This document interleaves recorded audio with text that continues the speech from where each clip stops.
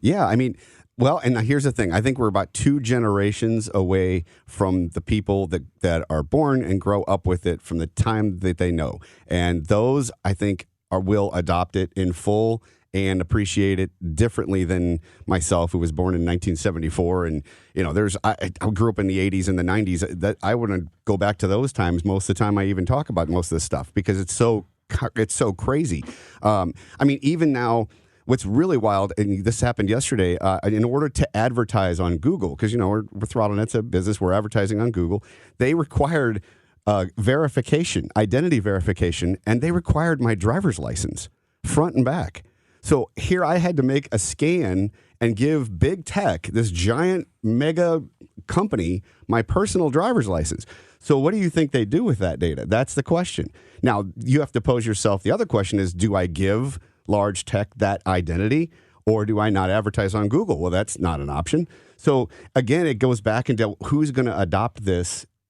I think it's going to be 2 generations from now, kids that grow up with, they all they do is talk and things talk back to them. And there's augmented reality in their contact lenses. And there's, that's something I think get used to. But I think I and everyone in this group is probably going to go, all right, we're done. And, I'm just going to tell them to upload me into the Matrix. I'm not trying to be whatever here. I really mean it. It's going to be impossible to avoid the mark of the beast, yes, whether that be biblical or just actual, because at some point, if you walk into QT to get a soda and you have a credit card or cash, they're like, no, we don't take that. Show me your hand. That's happening in Europe. That's really? Happening. Yes, there's a group in Spain that are putting chips in their hands, literally in between their thumb and their index finger, that are experimenting with the technology that walk up to soda machines and put their hand on the soda machine, and it automatically charges their bank account. Kind of the same way you tap your card. Correct. And see, then that's the evolution of it. You notice, like places like Six Flags, they don't take cash anymore. Cannot have cash. If you have cash, you have to use a machine to turn cash into a gift card that you can then tap on the checkout. So it's just that evolution of where things are going from the time we used to, look at gold and silver, and then we got to pennies and quarters and, dollar bills. And now it's nobody wants to touch money. Nobody wants to carry money. And eventually, I think you're right. I think it's going to be chips in the body and people are going to get used to it. Do you think that, I played with Bitcoin for a little while. Do you think that this trajectory favors something like a Bitcoin, or do you think that it just leapfrogs Bitcoin and goes straight into something completely more advanced? I think, the whole point of, Bitcoin was this thing where you can't trace it. You can't track any of the transactions. And it was supposed to bring about this one world currency. And the problem is the bad guys took it and started doing bad things with it because they knew that the governments can't track them down because there's no way to trace a Bitcoin. So on top of that, you can see all the things that are happening with the scandals with cryptocurrency and people going to jail. So I don't know how the lifespan of cryptocurrency is that long. And I think you're right. It may leapfrog to something like, the chip in your hand and nobody carries cash anymore. And it's just a number in a computer. But I think they're going to have to keep normal everyday people's currency traceable, even though it's digital, because of the way things are going with cryptocurrency and crime. It's unbelievable. Also, how can something hold value if it can't be seen, touched, or verified by any third party? That's right. And you know what? People are talking about, hey, we may actually one day go back to gold standard, where you have gold coins, silver coins, something you can hold in your hand with some weight that means something.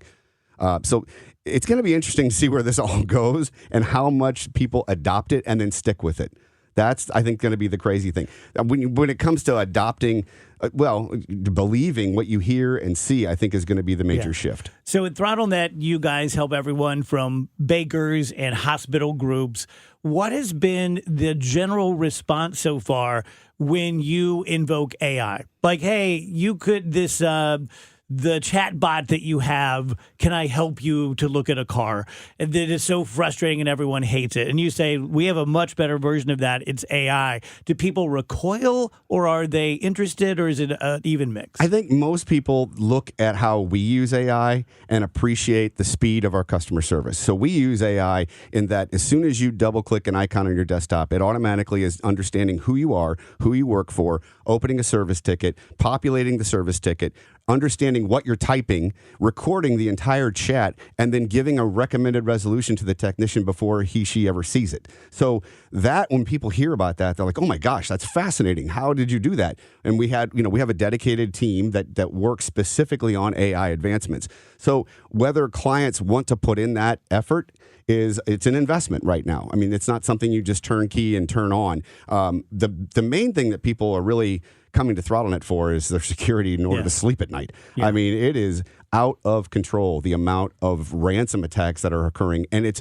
I got one yesterday. I actually had to send it to our white hat ethical hacker and ask him if it was real.